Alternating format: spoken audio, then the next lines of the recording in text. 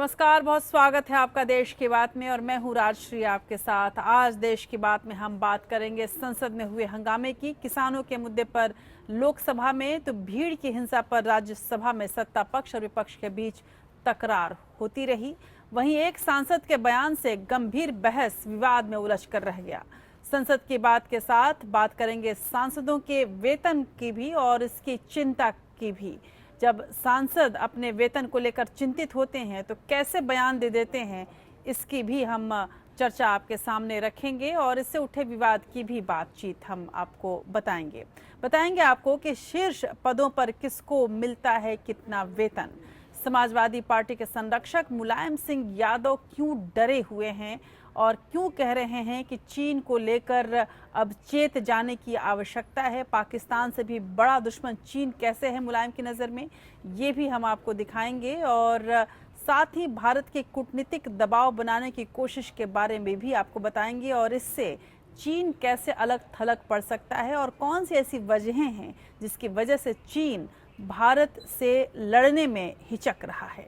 उधर राहुल गांधी ने एक बार फिर से किसानों की हिमायत को सोची है और इसी के तहत वो राजस्थान में रहे और राजस्थान में जब गए तो उन्होंने क्या बोला और किस तरह की दलीलें दी हैं, इन दलीलों पर कब तक वो टिके रहेंगे, ये भी हम आपको दिखाएंगे। संसद में सरकार को घेरने की कांग्रेस की रणनीति का कागज कैसे लीक हुआ, क्या कांग्रेस संसद को डिस्टर्ब करने की साजिश रच रही थी, ये कैसे हुआ और क्या इसकी प्रतिक्रिया है, किन मुद्दों पर सरकार को घेरने की तैयारी कर रही थी कांग्रेस, ये सब कुछ आपके सामने हम रखेंगे। शिवसेना ने गोरक्षकों पर बोला है हमला और साथ ही बीफ पर बीजेपी को कोसा भी है। उधर बीजेपी के ही एक मुख्यमंत्री मनोहर पर्रिकर कैसे बीफ को लेकर बयान दर बयान दे रहे हैं, ये भी हम आपको दिखाएंगे। उत्तर प्रदेश भी आपको लिए चलेंगे जहां योगी राज में बेलगाम नौकरशाहों की बात करेंगे। जिलाधीशों ने कैसे उड़ाई है वक्त की पाबंदी के फरमान की चिंदी। उधर बिहार में महागठबंधन में आरजेडी जेडीयू एक दूसरे के आमने सामने और कैसे आ गए हैं और कैसे इतने चौकन्ने और तैयार हैं कि इंतजार हो रहा है कि पहले कौन करेगा वार की जब बात हो रही है तो अखिलेश यादव की पुरानी नियुक्तियों पर योगी आदित्यनाथ ने कैसे वार करने को सोचा है। सीबीआई से जांच कराई जाएगी अखिलेश यादव के समय में जो भी नियुक्तियां हुई हैं उसकी, क्यों ऐसा कर रहे हैं और इससे अखिलेश यादव की मुश्किलें कैसे बढ़ सकती हैं, ये भी हम आपको दिखाएंगे। उधर न्याय के क्षेत्र के खबरों में आज सबसे अहम खबर रही है, सुप्रीम कोर्ट के 9 जजों की बेंच ने पूछा है कि निजता के अधिकार की सीमा क्या तय की जाए।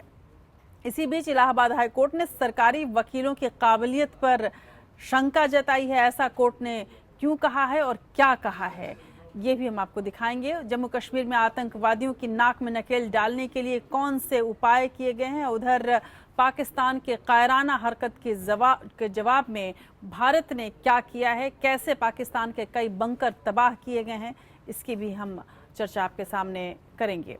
अर्थव्यवस्था पर भी करेंगे बात और नोटबंदी ने कैसे बुझा दिए हैं 15 लाख घरों के चूल्हे और किस हाल में हैं ये लोग, ये जानने की कोशिश करेंगे। उधर एयर इंडिया भी करने जा रही है 15,000 कर्मचारियों की छुट्टी।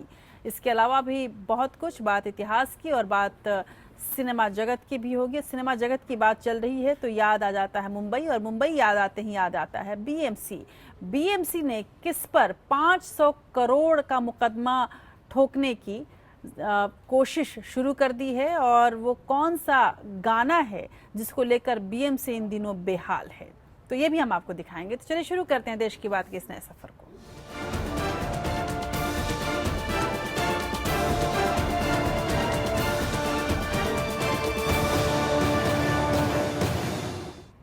आज फिर से संसद बैठी और आज फिर से संसद में हंगामा हुआ। आज किसानों के मुद्दे और गोरक्षा के नाम पर पूरे देश में हो रही हिंसा के मामले को लेकर लोकसभा में जमकर हंगामा होता रहा।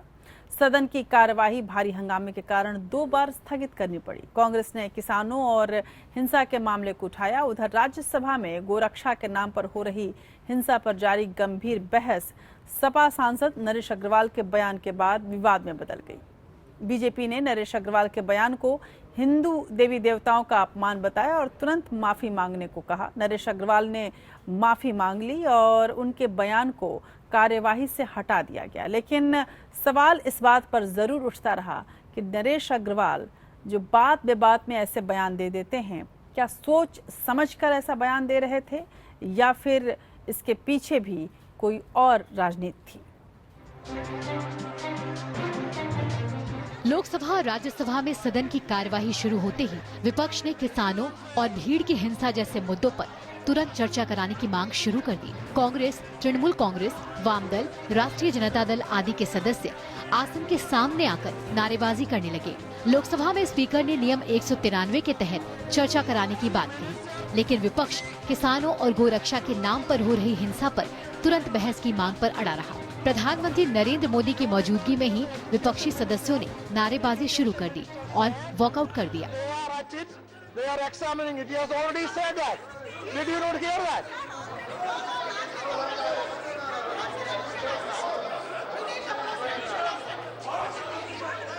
विपक्ष ने भीड़ की हिंसा को लेकर सरकार से जवाब मांगा। राज्यसभा में विपक्ष के नेता गुलाम नबी आजाद, दिग्विजय सिंह और नरेश अग्रवाल ने भीड़ की हिंसा को लेकर सरकार को घेरा। उन्होंने कहा कि मध्ययुग और अंग्रेजों के काल में जो हाल था वो इन दिनों सड़कों पर नजर आ रहा है और झारखंड तो ऐसी हत्याओं का केंद्र बन गया है। विपक्ष के आरोपों पर गृह राज्य मंत्री हंसराज अहीर ने जवाब दिया। हंसराज अहीर ने कहा कि प्रधानमंत्री मोदी पहले ही इस मामले पर बोल चुके हैं और अगर जरूरी हुआ तो वे संसद में भी बयान देंगे। कि आप कह रहे हमारे पास रिकॉर्ड नहीं, लेकिन हम आपको अखबार देते करीब 50 ऐसी हो चुकी, अब तक मृत्यु ऐसी हत्याएं हो चुकी हैं। क्या केंद्र सरकार ने की नॉलेज में है कि गौ रक्षा के नाम पर हत्याएं हुई? यदि हुई तो केंद्र सरकार ने राज्य सरकार को कोई डायरेक्शन इशू किए या इस पे कोई नया कानून बनाने पर विचार कर रहे हैं या स्पेशल कोर्ट में ये मुकदमा चलाने विचार कर रहे हैं? ठीक, यदि हाँ तो कब तक, यदि नहीं तो क्यों? आज सीआरपीसी और आईपीसी के अंदर मॉब लिंचिंग का कोई उसका परिभाषित नहीं है, प्रावधान नहीं है। तो मैं आपसे अनुरोध पूछना उनके आपके माध्यम पूछना चाहता हूं, क्या केंद्र सरकार आज की बदली हुई परिस्थिति में जो टारगेटेड लिंचिंग हो रही है एक समूह की, उसके अंतर्गत क्या सीआरपीसी और आईपीसी के अंदर परिवर्तन करने का उनका कोई इरादा है? संविधान की 7वीं सूची में संख्या 15 में पूरा अधिकार कानूनी व्यवस्था संभालने का राज्यों का होता है, ये आप भी जानते हैं। लेकिन हम इस अपने कर्तव्य से मुखरते नहीं है। पूरे राज्यों को सूचना मंगाई गई कि अपने अपने राज्यों में क्या क्या कार्रवाई की गई है। सिर्फ पश्चिम बंगाल से पूरी डिटेल जानकारी नहीं मिली है, बाकी सभी राज्यों ने भेजी है। भीड़ तंत्र पर चर्चा करते हुए विपक्ष ने बीजेपी की कार्यशैली पर सवाल खड़े किए और कहा कि बीजेपी मुख पे राम और बगल में छुरी रखती है। गौ रक्षा तो एक बहाना है, दरअसल जो एक धार्मिक उन्मादना पैदा करना है और जो रिलीजियस प्रोफाइलिंग के नाम पर जो अल्पसंख्यक हैं, दलित हैं, उनको जो हीन भाव पैदा करना, उनके अंदर एक सुरक्षा के भाव पैदा करना है, वो सोचे समझे एक संघीय कार्यक्रम है। इसलिए प्रधानमंत्री बयान देने से भी इसका नियंत्रण वो नहीं कर सकते अगर सरकार ठोस कदम नहीं उठाए तो। ये गृह मंत्रालय के माध्यम से एडवाइजरी भी जारी किया गया है और हर राज्यों में उसका कार्रवाई भी हो रहे हैं। इसको राजनीतिक का कोई मुद्दा नहीं बना करके कानून व्यवस्था का मामला है, हर राज्य सरकार इसको लेकर के गंभीर रूप से काम करे, यही यहाँ से निर्देश दिया गया है। सपा सांसद नरेश अग्रवाल ने हिंदू देवी देवताओं से जुड़ी 2 लाइनें बोलकर बहस का माहौल बदल डाला।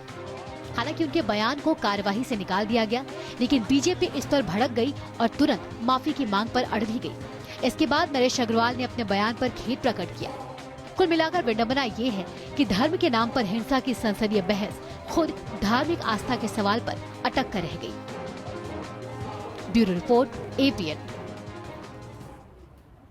तो एक तरफ देश के किसान सूदखोरी, फसल बर्बाद होने के चलते जान देने को मजबूर हैं, तो दूसरी तरफ माननीयों को अपने वेतन में इजाफा करवाने की चिंता है। संसद के मानसून सत्र में राज्यसभा की कार्यवाही के दौरान समाजवादी पार्टी के सांसद नरेश अग्रवाल ने सांसदों के वेतन बढ़ाने का मुद्दा उठाया। उन्होंने 7वें वेतन आयोग का जिक्र करते हुए कहा, हमारी सैलरी हमारे सचिव से भी कम है। नरेश अग्रवाल ने कहा कि सांसदों की सैलरी को भी 7वें वेतन आयोग से जोड़ देना चाहिए। कांग्रेस सांसद आनंद शर्मा ने भी नरेश अग्रवाल का समर्थन किया। आनंद शर्मा ने कहा कि हिंदुस्तान में सांसदों को जितना अपमानित किया जाता है उतना कहीं नहीं किया जाता, क्योंकि यहाँ लोग कहते हैं कि सांसद अपना वेतन खुद बढ़ाते हैं जबकि हम बहुत कम पाते हैं। गलत नहीं कहा है। थोड़े दिन बाद तो वो लोग कहने लगे कि सैलरी के आधार पर प्रोटोकॉल भी हमारा तय किया जाए। हमको भीख नहीं मांग रहे। लोकसभा और राज्यसभा की ज्वाइंट कमेटी ने जब रिपोर्ट दी है तो आखिर उस रिपोर्ट को क्यों नहीं स्वीकार किया जाता है? और राज्यों के एमएलएस की सैलरी हम लोगों से ज्यादा है और फिर हमसे ऑनेस्टी की बात करते हैं और सैलरी की बढ़ाने की बात नहीं करते। इसमें हमारी आपत्ति है। तो अभी लोकसभा और राज्यसभा सांसदों को हर महीने करीब 1.40 लाख रुपए मिलते हैं। इसमें कई तरह के अलाउंसेस भी शामिल हैं, जैसे कंस्टिट्यूएंसी ऑफिस स्टेशनरी और डेली अलाउंसेस। इससे पहले पार्लियामेंट्री कमेटी ने कहा था कि बढ़ती महंगाई के चलते सांसदों की सैलरी को बढ़ाना चाहिए। कमेटी ने वेतनमान 1.40 से बढ़ाकर 2.80 लाख रुपए हर महीने करने की सिफारिश की थी। 1954 से अब तक 35 बार सांसदों के वेतन का रिव्यू किया जा चुका है। 1954 से 2000 के बीच बेसिक सैलरी में 167%, जबकि 2000 से 2010 के बीच इसमें 1150% की बढ़ोतरी हुई है। देश में विधायकों की सबसे ज्यादा सैलरी दिल्ली में 2.35 लाख जबकि झारखंड में 2.10 लाख रुपए है। प्रधानमंत्री नरेंद्र मोदी को बतौर वेतनमान हर महीने 1,60,000 रुपए मिलते हैं। देश के सबसे बड़े ब्यूरोक्रेट यानी कैबिनेट सेक्रेटरी की तनख्वाह उनसे ज्यादा है। उन्हें हर महीने करीब 6 लाख रुपए मिलते हैं।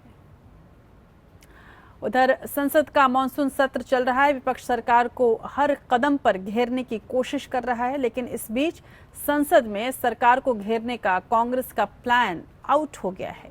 सरकार को कई मुद्दों पर घेरने के लिए कांग्रेस ने 30 पन्नों का दस्तावेज तैयार किया था, जो अब सार्वजनिक हो गया है। बीजेपी का आरोप है कि कांग्रेस के इस दस्तावेज में शुरुआती नंबरों पर सिर्फ धर्म और जाति से जुड़े मुद्दे हैं, जो ये बताते हैं कि कांग्रेस के लिए देश से ज्यादा अहम तुष्टीकरण की राजनीति है। बीजेपी ने सवाल पूछा कि कांग्रेस ने आतंकवाद और चीन जैसे महत्वपूर्ण मुद्दों को प्राथमिकता क्यों नहीं दी है। बीजेपी के आरोपों को कांग्रेस ने खारिज किया और कहा कि वो जनहित का मुद्दा ही उठाना जानती है। संसद में सरकार को घेरने का कांग्रेस का प्लान लीक हो गया है। सरकार को विभिन्न मुद्दों पर घेरने की कोशिश के बीच 30 पन्नों का कांग्रेस का जो दस्तावेज सार्वजनिक हुआ है, उसमें उन सभी मुद्दों का क्रमवार जिक्र है जिसके जरिए कांग्रेस केंद्र सरकार पर हमला बोलने वाली थी। ये दस्तावेज कैसे लीक हुआ इसका पता नहीं चला है, लेकिन इसके बाहर आने से कांग्रेस की किरकिरी जरूर हुई है। दस्तावेज का शीर्षक है की issues to raise in parliament monsoon session 2017। इसमें गुजरात के जीका फैलाने वाले मच्छरों से लेकर अल्पसंख्यकों से जुड़े मुद्दों का जिक्र है। इसमें लिखा है कि कांग्रेस के सांसद दस्तावेज में बताए गए मुद्दों के जरिए सरकार को घेर सकते हैं। अहम मुद्दों में अखलाक से जुनैद तक से जुड़े मॉब लिंचिंग केस, सहारनपुर हिंसा, एमपी में किसानों की मौत और डोकलाम में चीन के साथ जारी टकराव शामिल है। बीजेपी ने इस दस्तावेज को समाज को बांटने वाला करार दिया है। बीजेपी का कहना है कि कांग्रेस की सूची में समाज को ध्रुवीकरण के जरिए बांटने वाले सभी मुद्दे शामिल हैं। मसलन मॉब लिंचिंग, गोरक्षा के नाम पर हिंसा और पशु हत्या को ऊपर रखा गया है, जबकि देशहित से जुड़े मुद्दे काफी पीछे हैं। यह संसद को बाधित करने के लिए 32 पेजों का एक डॉसियर है, एक फाइल है। धर्म के आधार पर ध्रुवीकरण करने का जो षड्यंत्र कांग्रेस का आरंभ से ही रहा है, वह पूरी तरह से इस डॉसियर में, इस फाइल में झलक के आता है। क्या इस 32 पेज में कहीं आयुब पंडित के विषय में बात की गई है? क्या इस 32 पेज में कहीं भी अलगाववादियों के खिलाफ एक शब्द लिखा गया है? केवल और केवल एक सिलेक्टिव अप्रोच के साथ कांग्रेस आगे बढ़ रही है और पाकिस्तान के विषय में कांग्रेस 13वें पन्ने में जाकर बात करना चाहती है। कांग्रेस ने इस पूरे दस्तावेज को सिरे से खारिज कर दिया है। पार्टी ने कहा है कि बीजेपी तथ्यों को तोड़ मरोड़ कर पेश कर रही है। कांग्रेस लोगों से जुड़े मुद्दों को उठाना और उनके लिए लड़ना जारी रखेगी। सच्चाई यह है कि हर संसदीय सत्र से पहले अखिल भारतीय कांग्रेस कमेटी का रिसर्च विभाग एक जिम्मेवार विपक्ष के तौर पर जो मुद्दे उठाए जा सकते हैं, जिनसे देश की जनता पीड़ित है और जिन पर सरकार को जवाबदेही देनी चाहिए जनता को, उन मुद्दों को समय समय पर लिस्ट करता है रिसर्च डिपार्टमेंट। कांग्रेस के इस डोजियर में कुल 18 मुद्दे शामिल हैं। कांग्रेस ने ये दस्तावेज अपने बड़े नेताओं और सांसदों को दिया है। डोजियर में शामिल मुद्दों पर ही केंद्र सरकार को घेरने और संसद को ठप करने की योजना है। Bureau report, APN।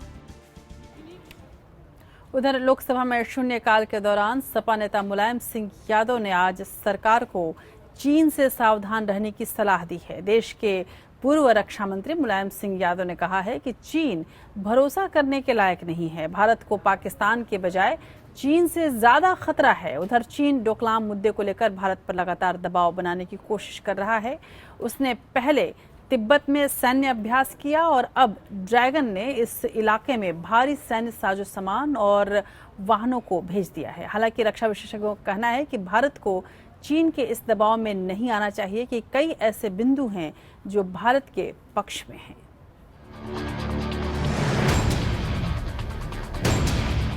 Sikkim sector में सीमा पर चीन के साथ तनातनी का मुद्दा लोकसभा में उठा। सपा नेता मुलायम सिंह यादव ने सरकार को चीन की चालाकी से चौकन्ना न रहने की हिदायत दी। मुलायम ने कहा कि भारत का असल दुश्मन पाकिस्तान नहीं बल्कि चीन है। आपके हिंदुस्तान की जिम्मेदारी है कि आज जो हो रहा सिक्किम को और भूटान की रक्षा करना आपकी जिम्मेदारी है। आपकी सरकार भूटान पर सिक्किम पर कब्जा कर रहा है चीन। इधर आकर के कश्मीर अपने हाथ में ले लिया पाकिस्तान को, और पाकिस्तान को लेके कश्मीर पे कर रहा है। पूरी तैयारी हो चुकी है। इस संबंध में अभी तक क्या हुआ हमें जवाब मिला नहीं। कितने बार हम बोल चुके हैं कि चीन हमारा दुश्मन है, पाकिस्तान नहीं है। मुलायम का ये बयान वाकई गंभीर है, क्योंकि डोकलाम में भारतीय सेना के साथ विवाद के बीच चीन ने तिब्बत में पीपुल्स लिबरेशन आर्मी की तैनाती की है। इसके साथ ही वहां कई मिलिट्री व्हीकल्स और हजारों टन साजो सामान भी भेजा है। चीन इस इलाके में सैन्य युद्धाभ्यास भी कर चुका है। हालांकि सैन्य मामलों के जानकारों का मानना है कि चीन ने ये सभी कदम भारत पर दबाव बनाने के लिए उठाए हैं। एक्सपर्ट्स का कहना है कि भारत को अपने रुख पर कायम रहना चाहिए। फॉरेन सेक्रेटरी ने पार्लियामेंट्री कमेटी को ब्रीफ किया है डोकलाम स्टैंड ऑफ के बारे में। लफ्ज उन्होंने इस्तेमाल किया स्टैंड ऑफ। हमारे मुताबिक वो स्टैंड ऑफ है। पाकिस्तान चाइना जो है इसको दूसरे तरीके से देखता है। वो कहता है कि नहीं, हिंदुस्तान चाइना की टेरिटरी में इलीगली घुस गया है। हिंदुस्तान उसको कभी भी सड़क नहीं बनाने देगा, क्योंकि जो हमारी मिलिट्री सुपीरियरिटी वो खत्म हो जाती है। और दूसरा बहुत बड़ा खतरा हो जाता है पूरे नॉर्थ ईस्ट को। अगर हम इस समय बैकआउट कर जाते हैं तो दुनिया में हमारी थू ही नहीं होगी। कुछ हमको उससे डरने की बात नहीं, ना ही हम उससे डरते हैं। पर बात यह होगी कि हमारी अपनी पॉलिसी की वीकनेस पता चल जाएगी और हमारे अपने लोग डिमोरलाइज होंगे। भारत की जनता, भारत की फौज इस समय बड़े गर्व के साथ कह सकती है कि जो हिंदुस्तान ने बीड़ा उठाया उसको पूरा करके दिखा रहा है। 16 जून से सिक्किम सेक्टर में चीन के साथ भारत का सीमा विवाद चल रहा है। जिस डोकलाम इलाके में दोनों देश आमने सामने खड़े हैं, वो तिब्बत से ज्यादा दूर नहीं है। ये इलाका सामरिक लिहाज से भारत के लिए काफी महत्वपूर्ण है। यहाँ पर चीनी सेना की मौजूदगी से पूर्वोत्तर राज्यों को परेशानी हो सकती है। Bureau report, APN। उधर सिक्किम भूटान सीमा पर डोकलाम से लेकर हिंद प्रशांत महासागर में चीन के बढ़ते आक्रामक रवैयों को लेकर अंतर्राष्ट्रीय बिरादरी ने भी चिंता जताना शुरू कर दिया है। एक और जहां अमेरिका के विदेश विभाग की प्रवक्ता ने कहा है कि भारत चीन बॉर्डर पर बढ़ते तनाव पर अमेरिका लगातार नजर रखे हुए है। वहीं मालाबर सैन्य अभ्यास में हिस्सा लेने वाले अमेरिकी कमांडर रियर एडमिरल विलियम बायर्नी ने चीन को परोक्ष तौर पर ये चेतावनी देते हुए कहा कि अगर हिंद महासागर में भारत के खिलाफ कुछ भी होता है तो वह जापान के साथ मदद के लिए सामने आ सकता है। वहीं ऑस्ट्रेलिया ने हिंद प्रशांत क्षेत्र के अहम लोकतांत्रिक देशों भारत, इंडोनेशिया, जापान और ऑस्ट्रेलिया को एक साथ काम करने का आह्वान किया है। उधर विदेश सचिव एस जयशंकर ने पार्लियामेंट्री पैनल से कहा है कि डोकलाम मुद्दे पर चीन का रुख आक्रामक हो रहा है। वह बॉर्डर को भी गलत तरीके से पेश कर रहा है, जबकि भारत मामले को बातचीत के जरिए सुलझाने के पक्ष में है। चीन के आक्रामक रवैये के खिलाफ हिंद प्रशांत महासागर में एक नई लामबंदी शुरू हो गई है। भारत के दौरे पर आई ऑस्ट्रेलिया की विदेशी मंत्री जूली बिशॉप ने हिंद महासागर में भारत को निर्विवाद तौर पर लीडर कहकर अपनी मंशा साफ कर दी है कि चीन की लगातार बढ़ती नौसैनिक गतिविधियों को लेकर अंतर्राष्ट्रीय बिरादरी की चिंता बढ़ रही है। जूली बिशॉप ने कहा कि इस समुद्री क्षेत्र में स्थायित्व के लिए सभी लोकतांत्रिक देशों जापान, ऑस्ट्रेलिया, भारत और इंडोनेशिया को एकजुट होना चाहिए। ये चारों देश इस क्षेत्र के सबसे बड़े देश भी हैं। ऑस्ट्रेलिया विदेश मंत्री ने चीन को साउथ चाइना सी पर एक सलाह भी दे डाली कि जिस तरह से भारत और बांग्लादेश ने अपनी सामुदायिक सीमा से जुड़े मामले को यूएन के नियमों के तहत सुलझा लिया है, उस तरीके को चीन को भी अपनाना चाहिए। उधर बंगाल की खाड़ी में मालाबार के नाम से अमेरिका, भारत और जापान की नौसेना के बीच अभी तक का सबसे बड़ा नौसैन्य अभ्यास चल रहा है। इसमें दुनिया का सबसे बड़ा विमान वाहक जहाज अमेरिकी निमिट्ज भी है। निमिट्ज के commander rear admiral William Barney ने कहा कि इस अभ्यास का एक मकसद ये भी है कि अगर हिंद महासागर में कई अंतर्राष्ट्रीय संकट पैदा होता है तो जापान और अमेरिका मदद के लिए आगे आ सकते हैं। भारत की ओर इशारा करते हुए रियर एडमिरल विलियम बार्नी ने कहा कि मालाबार से हम एक दूसरे को और बेहतर तरीके से समझने लगे हैं। ऐसे में किसी भी सामुद्रिक संकट में हम और बेहतर सामंजस्य के तहत काम कर सकते हैं। वहीं अमेरिका विदेश विभाग की प्रवक्ता हीडर नोआट ने कहा कि भारत चीन सीमा पर बढ़ते तनाव पर अमेरिका लगातार नजर रखे हुए है। इससे पहले मंगलवार को विदेश सचिव एस जयशंकर ने विदेश मामलों की एक संसदीय कमेटी के 20 सदस्यों को चीन सीमा पर मौजूदा स्थिति की जानकारी दी। विदेश सचिव ने कहा कि सिक्किम सेक्टर में स्थित ढोकलाम पर चीन का रुख आक्रामक रहा है। वो बॉर्डर को भी गलत तरीके से पेश कर रहा है, जबकि एंग्लो चीन एग्रीमेंट के तहत चीन इंडिया बॉर्डर पर भारत की पोजीशन 1985 से ही एक जैसी है। जयशंकर ने बताया कि भारत चीन के साथ डिप्लोमेटिक तरीके से तनाव कम करना चाहता है। Bureau report, APN. उधर संसद से लेकर सड़क तक विपक्ष मोदी सरकार को घेरने में जुटा हुआ है। संसद में जहां एकजुट विपक्ष कई मुद्दों को लेकर सरकार पर हमलावर है, तो वहीं कांग्रेस उपाध्यक्ष राहुल गांधी ने राजस्थान में आज किसानों का मुद्दा उठाया। राहुल गांधी ने कहा कि बीजेपी ने देश की जनता से झूठ बोलकर सत्ता हासिल की है। मोदी सरकार में किसान दुखी हैं और आत्महत्या करने को मजबूर हो रहे हैं। सिर्फ कांग्रेस ही उन्हें कर्ज के इस दलदल से निकाल सकती है। कांग्रेस उपाध्यक्ष राहुल गांधी राजस्थान के बांसवाड़ा में किसान आक्रोश आंदोलन की शुरुआत की। इस दौरान वो मोदी सरकार के खिलाफ हल्ला बोलते नजर आए। किसान आत्महत्या, कर्ज माफी जैसे तमाम मुद्दों पर राहुल गांधी ने कहा कि विपक्ष लोकसभा में किसानों के हितों से जुड़ा मुद्दा उठाना चाहता था, लेकिन किसान विरोधी सरकार ने समय नहीं दिया। राहुल ने मोदी सरकार पर किसानों की अनदेखी का आरोप लगाते हुए कहा कि जीएसटी के लिए रात 12 बजे संसद खुली रहती है, लेकिन किसानों के लिए 1 मिनट का वक्त भी नहीं है। और लोकसभा में कांग्रेस पार्टी ने किसानों के बारे में डिस्कशन के लिए मांगा था। हम चाहते थे कि लोकसभा में आपके बारे में चर्चा हो। प्रधानमंत्री जी बैठे थे, मिनिस्टर बैठे थे, मगर पार्लियामेंट में आज किसान की आवाज नहीं उठाई जा सकती। जीएसटी के लिए पार्लियामेंट को 12 बजे रात खोला जा सकता है, मगर किसान के मुद्दे के लिए पार्लियामेंट में 1 मिनट बात नहीं हो सकती। राहुल गांधी ने कहा कि किसान आक्रोश आंदोलन के जरिए पार्टी पूरे देश में हो रही किसानों की खुदकुशी का मुद्दा उठाएगी। अपने संबोधन में राहुल गांधी बीजेपी और संघ पर काफी तल्ख नजर आए। उन्होंने कहा कि कांग्रेस कार्यकर्ता सावरकर और संघ की तरह कमजोर नहीं है जो सरकार की तानाशाही के आगे हथियार डाल दें। बड़ी लंबी लंबी बातें होती हैं, मगर कर्जे से किसान दबा हुआ है। ये सेना, कांग्रेस पार्टी की पूरी सेना खड़ी हुई है। इस सेना ने अंग्रेजों को हराया है। इसके सामने आरएसएस, बीजेपी नहीं खड़ी हो सकती। ये आप याद रखिए, जब सावरकर जी ने मत्था टेक दिया था, जब आरएसएस ने सिर झुका दिया था, तब हमारे नेता अंग्रेजों के सामने खड़े हुए थे, भगा दिया हमने उनको यहां से। तो बीजेपी, आरएसएस, कांग्रेस पार्टी के कार्यकर्ताओं के सामने, नेताओं के सामने नहीं खड़ी हो सकती है, खोखले लोग हैं। पिछले कुछ समय से मध्य प्रदेश, राजस्थान और महाराष्ट्र जैसे कई राज्यों में कर्ज माफी को लेकर किसान प्रदर्शन कर रहे हैं। इन राज्यों में काफी संख्या में किसानों ने खुदकुशी भी की है। मध्य प्रदेश के मंदसौर में किसानों के प्रदर्शन के दौरान कई पुलिसिया फायरिंग में 6 किसानों की मौत का मुद्दा भी काफी गरमाया हुआ है। किसान रैली में राहुल गांधी ने कहा कि बीजेपी झूठ बोलकर सत्ता में आई है, लेकिन अब उसकी पोल खुल चुकी है। Bureau report APN।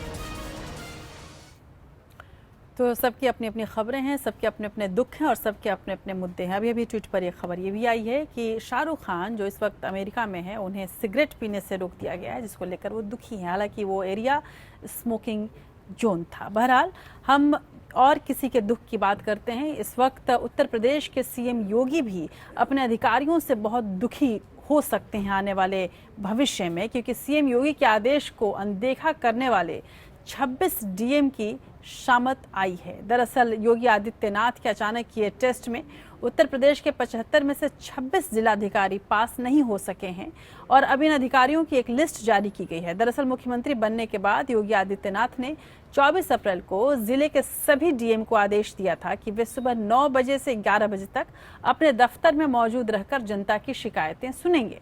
लेकिन बाकी कई आदेशों की तरह इस आदेश को भी उनके ही अधिकारियों ने नजरअंदाज कर दिया। 17 जुलाई की सुबह मुख्यमंत्री के मुख्य सचिव राजीव कुमार ने कई DM ऑफिस में फोन किया और पाया कि राज्य के 26 DM CM के बताए समय पर दफ्तर नहीं पहुंचे हैं, जिसके बाद अब ये कार्रवाई करने को सोचा गया है। लेकिन इसमें कोई शक नहीं कि अधिकारियों के इस रवैये से योगी आदित्यनाथ बेहद दुखी हैं।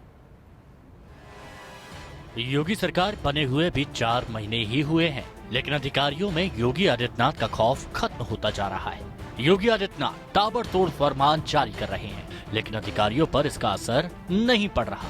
बार बार मुख्यमंत्री अधिकारियों को जनता से जुड़ने के लिए कहते हैं, उनकी समस्या सुलझाने को आदेश देते हैं, लेकिन अफसर हैं कि अपनी मनमानी करते हैं। ना तो अफसर समय पर दफ्तर में पहुंच पाते हैं, न ही जनता की समस्या सुन पाते हैं। अभी 2 दिन पहले ही योगी सरकार में प्रमुख सचिव ने अचानक टेस्ट कर ये जानने की कोशिश की कि अधिकारी जनता की समस्या सुनते हैं, टाइम से दफ्तर पहुंचते हैं। मुख्य सचिव राजीव कुमार ने 75 अधिकारियों से बात की, तो जिसमें 26 जिलाधिकारी पास नहीं हो सके, फेल हो गए। यानी 26 जिलाधिकारी CM के कहे समय पर नहीं पहुंचे। प्रमुख सचिव ने उन अधिकारियों की लिस्ट जारी की है जो टेस्ट में फेल रहे। अभी हाल में ही CM ने वीडियो कॉन्फ्रेंसिंग के जरिए 14 जिलों के जिलाधिकारियों को डांट लगाई थी। यूपी के मुख्यमंत्री योगी आदित्यनाथ लाख कोशिश करें, लाख कानून और सरकार का डंडा दिखाने की कोशिश करें, लेकिन अफसर हमेशा अपनी मर्जी ही करते हैं। योगी ने कई बार अधिकारियों से कहा कि उनके दौरे पर कोई तामझाम नहीं होना चाहिए, दिखावा नहीं हो, लेकिन अफसर हैं कि मानते नहीं। योगी शोक सभा में जाते हैं तो वहाँ शानदार व्यवस्था की जाती है। कई बार योगी कह चुके हैं कि ऐसा ना करें। CM ने सर्कुलर भी निकलवाया, तब भी अफसर अपनी मनमानी से बाज नहीं आ रहे हैं। ऐसे में सवाल उठता है कि क्या अफसरों में योगी का खौफ नहीं है? क्या योगी नौकरशाहों पर लगाम लगाने में नाकाम रहे हैं? क्या अधिकारी ये समझते हैं कि कुछ भी करेंगे ज्यादा से ज्यादा तबादला हो जाएगा? अफसरों के कारनामों से यही लगता है कि उनमें सरकार का खौफ नहीं है। Bureau report APN। उधर डरने की बारी अखिलेश यादव की भी है। यूपी की योगी सरकार अखिलेश यादव सरकार के कार्यकाल के दौरान उत्तर प्रदेश लोकसभा आयोग यानी UPPSC में हुई सभी नियुक्तियों की CBI से जांच कराएगी। CM योगी आदित्यनाथ ने विधानसभा में UPPSC की स्थिति पर चिंता जताते हुए कहा कि पुरानी सरकारों ने इस संस्था को बेहाल कर दिया है। आज हालात ऐसे हैं कि UPPSC की विश्वसनीयता पर सवाल खड़े हो रहे हैं। CM योगी ने कहा कि सरकार 2012 से लेकर अब तक की हुई नियुक्तियों की CBI जांच कराएगी। इससे पहले UPPSC में हुई नियुक्तियों पर लगातार सवाल उठते रहे हैं।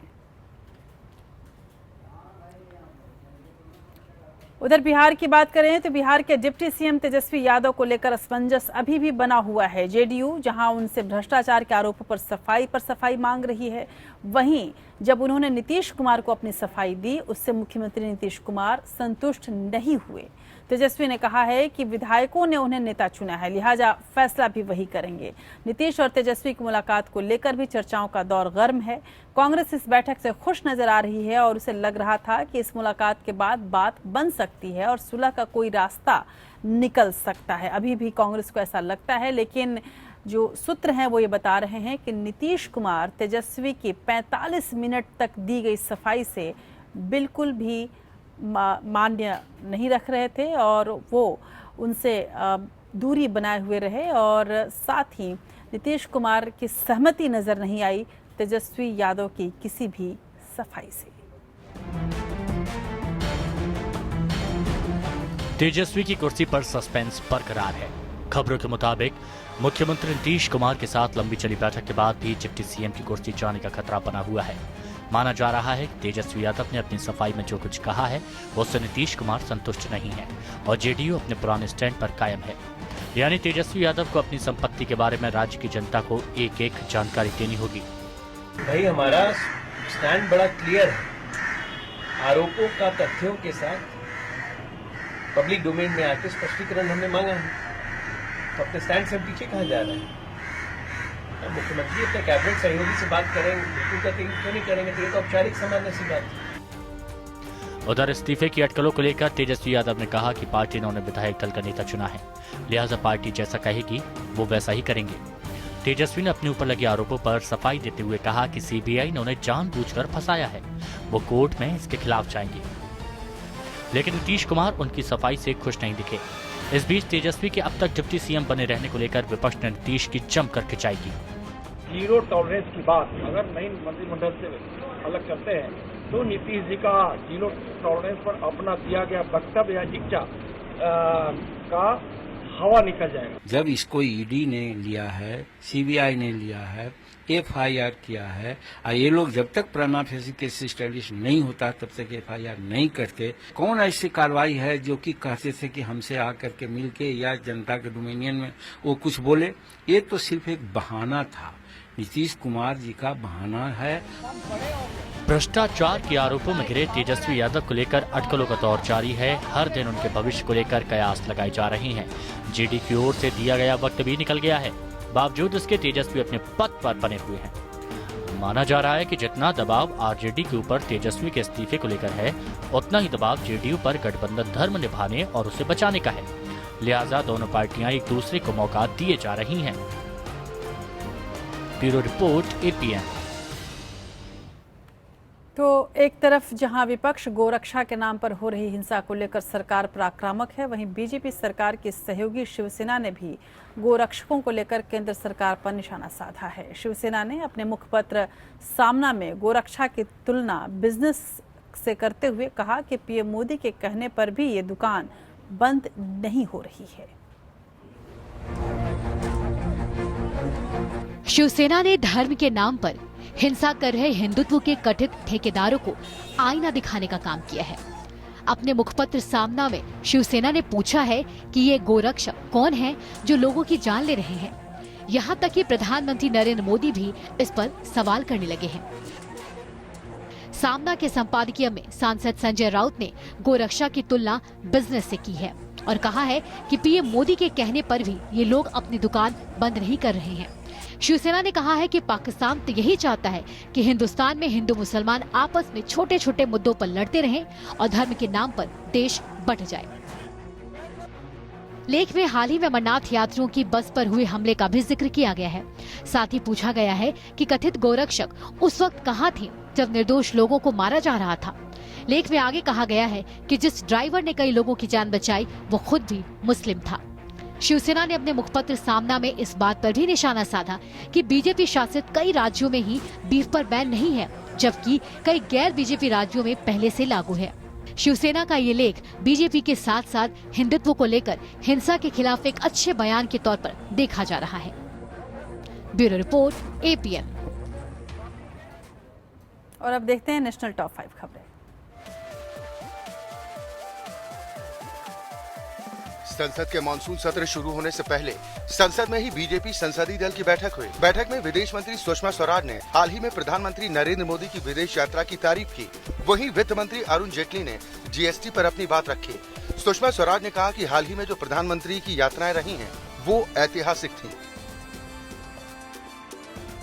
शिमला में छात्रा के साथ रेप और हत्या के आरोपियों में से एक की थाने में ही हत्या कर दी गई। कोटखाई थाने में एक आरोपी की हत्या के बाद से जनता का आक्रोश बढ़ता ही जा रहा है। गुस्साए लोगों ने थाने पर पथराव कर दिया। जिसमें कई पुलिसकर्मी जख्मी हो गए। मुंबई की सड़क पर आज अजीबोगरीब हादसा देखने को मिला। यहाँ अंधेरी फ्लाईओवर के नीचे एक कार में अचानक आग लग गई। कार से निकल रहा धुआं ऊपर से गुजर रही मेट्रो तक जा पहुंचा। हालांकि बड़ा हादसा होते होते टल गया। डिजिटल इंडिया मुहिम को आगे बढ़ाने की दिशा में एक नया ऐप एम आधार लॉन्च किया गया। इस ऐप को unique identification authority of India ने डेवलप किया है।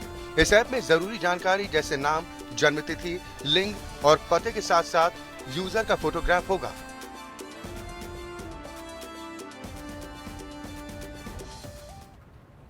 नागालैंड में एक बार फिर से टीआर जेलियांग की जीत हुई है और शुरू होजिली लीजित्सु की सरकार को बर्खास्त कर जेलियांग को राज्यपाल ने राज्य के 19वें मुख्यमंत्री की शपथ दिलाई है। इससे पहले विधानसभा में हुई शक्ति परीक्षण में ना पहुंचकर लीजित्सु ने एक नया संकट खड़ा कर दिया था, साथ ही अपना बहुमत साबित करने में नाकाम रहे। अब एनपीएफ यानी नागालैंड पीपुल्स फ्रंट के जेलियांग को 22 जुलाई तक सदन में बहुमत साबित करने का मौका दिया गया है। टीआर जेलियांग नागालैंड के मुख्यमंत्री 19वें मुख्यमंत्री बने हैं। महिलाओं को 33% आरक्षण के मुद्दे पर टीआर जेलियांग को भारी विरोध का सामना करना पड़ा था, जिसकी वजह से उनकी कुर्सी तक चली गई थी। नागालैंड पीपुल्स फ्रंट के जेलियांग को हटाकर लीजित्सु को मुख्यमंत्री बनने का मौका मिला था, लेकिन लीजित्सु को शुरुआत से ही विद्रोह का सामना करना पड़ा। कुल 43 विधायक जेलियांग के समर्थन में हैं। दरअसल राज्यपाल ने लीजित्सु को भी बहुमत साबित करने से नाकाम रहने पर गुवाहाटी हाईकोर्ट ने लीजित्सु की याचिका खारिज कर दी थी और फैसला राज्यपाल पीबी आचार्य पर छोड़ दिया था। इसके बाद राज्यपाल ने 11 से 15 जुलाई के भीतर अपना बहुमत साबित करने का निर्देश दिया था। ऐसे में राज्यपाल आचार्य ने स्पीकर को निर्देश दिया था कि वह मुख्यमंत्री के लिए राज्य विधानसभा में सुबह 9:30 बजे विशेष सत्र बुलाए, यहाँ वह विश्वास मत हासिल करे, लेकिन लीजित्सु नहीं पहुँचे। ऐसे में राज्यपाल आचार्य ने कोहिमा में राजभवन में एक समारोह में जेलियांग को पद और गोपनीयता की शपथ दिलाई। नवनिर्वाचित मुख्यमंत्री सदन में बहुमत सिद्ध करने के बाद अपने मंत्रिपरिषद के सदस्यों की घोषणा करेंगे। जेलियांग को 22 जुलाई तक विधानसभा में बहुमत साबित करने का समय दिया गया है। Bureau report, APN। उधर पाकिस्तानी सेना ने एक बार फिर से जम्मू कश्मीर में नियंत्रण रेखा के इलाकों राजौरी और नौगाम सेक्टर में सीज फायर का उल्लंघन किया है।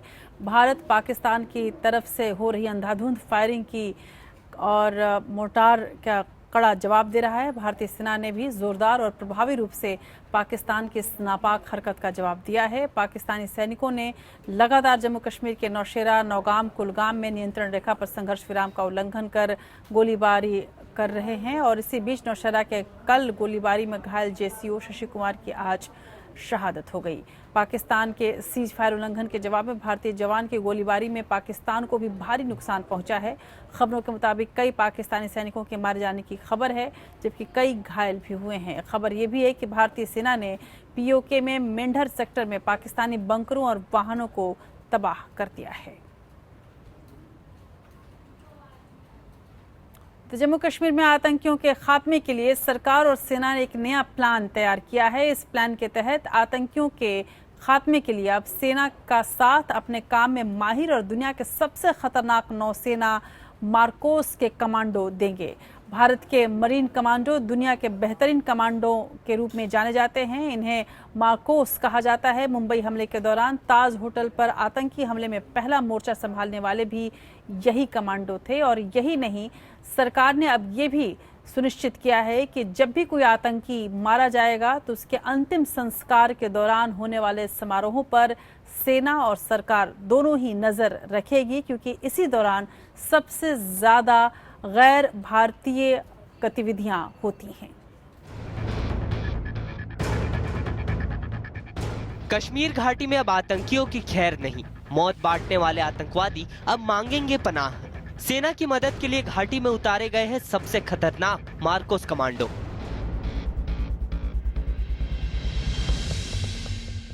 भारतीय सेना ने इन दिनों कश्मीर घाटी में आतंकियों के सफाई के लिए ऑपरेशन ऑल आउट चला रखा है। सेना इस अभियान में अब झेलम नदी में बने टापुओं से आतंकियों के सफाई के लिए मरीन कमांडोज की मदद ले रही है।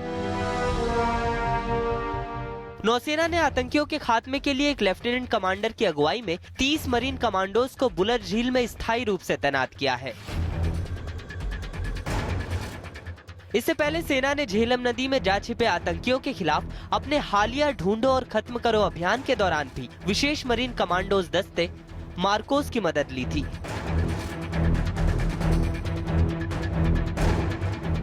मार्कोस टीम कश्मीर में तैनात राष्ट्रीय राइफल्स के अंतर्गत काम कर रही है। इस टीम में उन कमांडोज को शामिल किया जाता है जिन्हें पानी के अंदर अभियान में महारत हासिल होती है।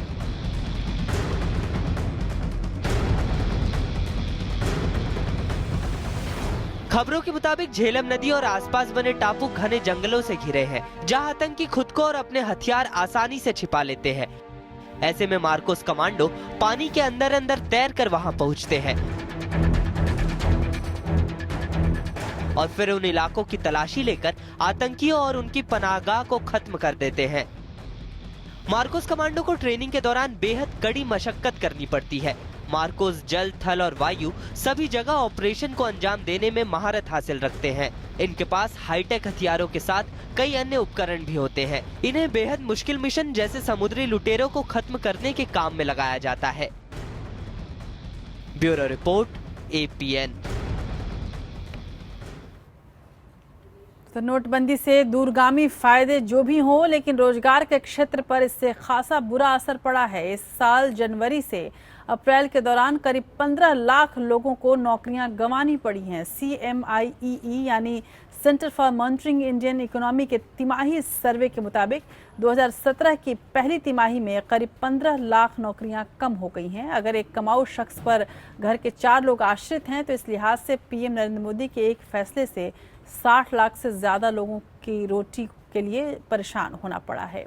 Centre for monitoring Indian economy ने सर्वे में त्रैमासिक वार नौकरियों का आंकड़ा पेश किया है। CMIEE के कंज्यूमर पिरामिड हाउस होल्ड सर्वे से पता चलता है कि नोटबंदी के बाद जनवरी से अप्रैल 2017 के बीच देश में कुल नौकरियों की संख्या घटकर 40 करोड़ 50 लाख रह गई है, जो कि सितंबर से दिसंबर 2016 के बीच 40 करोड़ 65 लाख थी। यानी नोटबंदी के बाद नौकरियों की संख्या में करीब 1.5 मिलियन अर्थात 15 लाख की कमी आई हुई है।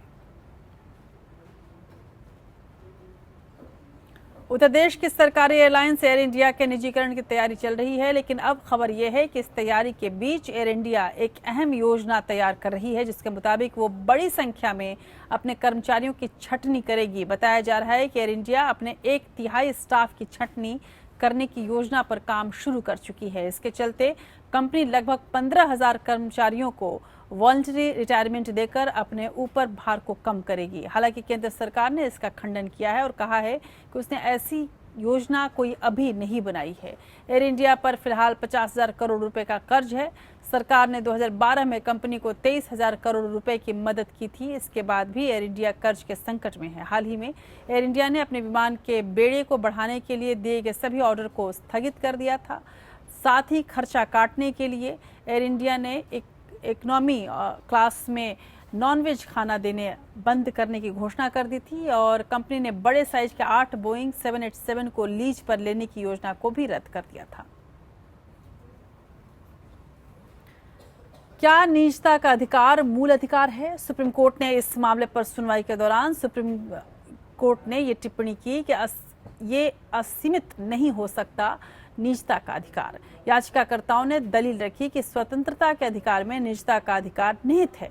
इस मामले में सुनवाई गुरुवार को भी जारी रहेगी और अटॉर्नी जनरल के वेणुगोपाल की ओर से दलीलें रखेंगे।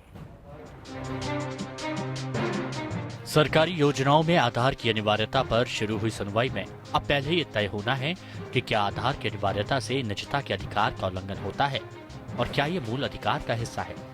सुप्रीम कोर्ट की 9 जजों की बेंच इस पर सुनवाई कर रही है। सुनवाई के दौरान याचिकाकर्ता के वकील गोपाल सुब्रमण्यम की दलील रखी कि स्वतंत्रता के अधिकार में निजता का अधिकार शामिल है। अगर संविधान में स्वतंत्रता का मूल अधिकार है तो निजता भी होना चाहिए। संविधान की प्रस्तावना में सम्मान और स्वतंत्रता 2 शब्दों का इस्तेमाल हुआ है और इन दोनों शब्दों में निजता अंतर्निहित है। निजता किसी व्यक्ति की मन की आजादी है। इस पर जस्टिस बोबड़े ने पूछा कि आपके हिसाब से निजता क्या है? क्या ये अकेले छोड़ दिए जाने का अधिकार है या कुछ भी करने का अधिकार है? उधर एक और याचिकाकर्ता की ओर से पेश सीनियर एडवोकेट श्याम दीवान ने दलील दी कि मेरी आंख, मेरे फिंगरप्रिंट मेरी निजी संपत्ति है और इस पर किसी का अधिकार नहीं हो सकता। उन्होंने कहा कि ये मेरी प्रॉपर्टी है, सरकार की नहीं, और मैं निजी जानकारी किसी को ना देने का अधिकार रखता हूँ। ये मेरा मौलिक अधिकार है। वहीं याचिकाकर्ताओं की ओर से पेश सोली सोराबजी ने तर्क दिया कि संविधान में उल्लेख न होने का ये मतलब नहीं कि ये अधिकार संविधान का हिस्सा ही नहीं है। सुनवाई के दौरान जस्टिस चंद्रचूड़ ने सवाल किया कि निजता का अधिकार क्या है, इसकी सीमा क्या होगी, क्या ये सेक्सुअल ओरिएंटेशन पर भी लागू होता है? अगर हम निजता के अधिकार को मूल अधिकार मानते हैं तो ये समलैंगिक संबंधों पर दिए गए सुप्रीम कोर्ट के फैसले को प्रभावित तो नहीं करेगा। सुनवाई के दौरान ये भी कहा गया कि सरकार ने 1950 के फैसले का जो उदाहरण दिया है वो सेना के सर्च और सीजर को लेकर था। यहाँ बात अलग है, इसलिए आज की परिस्थितियाँ अलग है। निजता को मौलिक अधिकार ही माना जाएगा। मामले की सुनवाई गुरुवार को भी जारी रही। 9 जजों की बेंच में प्रधान न्यायाधीश J.S. Khehar, justice J. Chelameswar, justice S.A. Bobde, justice R.K. Agrawal, justice R. Fali Nariman, justice Abhay Manohar Sapre, justice D.Y. Chandrachud, justice Sanjay Kishan Kaul और जस्टिस S. अब्दुल नजीर शामिल हैं। Bureau report APN। उधर जब कोर्ट सरकारी पैनल की काबिलियत पर सवालिया निशान खड़ा करने लगे तो फिर कहने को बचता ही क्या है। बात इलाहाबाद हाई कोर्ट की हो या फिर लखनऊ बेंच की हो, न्यायाधीशों की नाराजगी देखने को मिल रही है। वहीं विधि विशेषज्ञों की माने तो ये मामला सरकार की साख पर बट्टा लगा रहा है। दरअसल उत्तर प्रदेश में कई सरकारी वकीलों की नियुक्ति की गई है और कई पैनलिस्ट बनाए गए हैं, लेकिन इन सभी काउंसिल्स के योग्यता पर अदालत ने सवाल उठाए हैं। हाईकोर्ट के लखनऊ बेंच में एक अजीब नजारा देखने को मिला जब जस्टिस सुधीर अग्रवाल और जस्टिस RN मिश्रा की बेंच ने कहा कि जब से सरकारी वकीलों का नया पैनल आया है, अक्सर देखने में आता है कि जब किसी स्टैंडिंग काउंसिल या ब्रीफ होल्डर से किसी केस के बाबत पूछा जाता है तो उन्हें कुछ पता ही नहीं होता। ये एक सवाल बहुत कुछ बयां करता है। पूर्व जज और यूपी के राज्यपाल के विधिक सलाहकार रह चुके श्री पांडे की माने तो ये योगी सरकार के सामने बड़ा संकट है। वकीलों का नियुक्ति अगर ठीक ढंग से मेरिट के आधार पर नहीं करेंगे तो कानून का राज स्थापित नहीं हो जाएगा। योगी जी बार बार कहते हैं कि उत्तर प्रदेश में हम कानून की राज स्थापित करेंगे। तो जब आपके जो रक्षक हैं, कानून के रक्षक इस तरह से न्यायालयों में उसी कानून की रक्षा नहीं कर पा रहे हैं तो फिर कानून का राज कहाँ स्थापित होगा। तो एक तरह से एक सरकार की तो एक तरह से बहुत किरकिरी होगी, पूरी व्यवस्था भी चरमरा जाएगी। बड़ा सवाल ये भी है कि इस गलती को सुधारा कैसे जाए। सूबे के पूर्व अपर विधि परामर्शी दीनानाथ श्रीवास्तव इस पूरे प्रकरण पर बेहद हैरान। उनके समझ से बाहर है कि आखिर कैसे बिना किसी मेरिट के सरकारी अधिवक्ताओं की नियुक्ति की गई है, लेकिन वो इसका हल भी बता रहे हैं। इनकी 3 महीने की अप्राइजल रिपोर्ट ले करके और हर न्यायालय में ये अपीयर करेंगे। इनके बारे में सभी न्यायालय से आख्या मंगाकर और प्रमुख सचिव न्याय इसका आकलन करके सरकार को सूचित कर सकते हैं कि ये अधिवक्ताओं के संबंध में अप्राइजल रिपोर्ट उचित नहीं है, इनको आगे नियुक्ति बढ़ाई नहीं जा सकती है। साफ है कि अब योगी सरकार को इस पर बड़ा फैसला लेना होगा। अगर ऐसा नहीं होता तो सरकार के लिए अदालत में दिक्कतों का अंबार खड़ा हो जाएगा। मामला इसलिए भी गंभीर है क्योंकि इसका संज्ञान हाई कोर्ट ले चुका है और सवाल भी कर रहा है। सवाल तो ये भी है कि आम आदमी भी जब अपने हैसियत के मुताबिक वकील चुनता है तो फिर राज्य सरकार काबिलियत को कैसे नजरअंदाज कर सकती है। सरकार से बड़ा कोई मुकदमेबाज नहीं होता। और जरा सोचिए कि अगर आपका मुकदमा हाई कोर्ट में चल रहा हो और आपका वकील आपकी पैरवी ठीक तरीके से ना कर पा रहा हो तो आप क्या करेंगे? आप वकील बदल देंगे। कुछ ऐसे ही हालात इस वक्त योगी सरकार के सामने हैं क्योंकि उनके द्वारा नियुक्त किए गए सरकारी वकील पर अब उंगलियां जज भी उठाने लगे हैं। कैमरामैन वीरेंद्र के साथ खुर्रम निजामी, APN लखनऊ। चलिए अब देखते हैं हम आखिरी पड़ाव में देश की बात के आज के दिन के ऐतिहासिक महत्व को।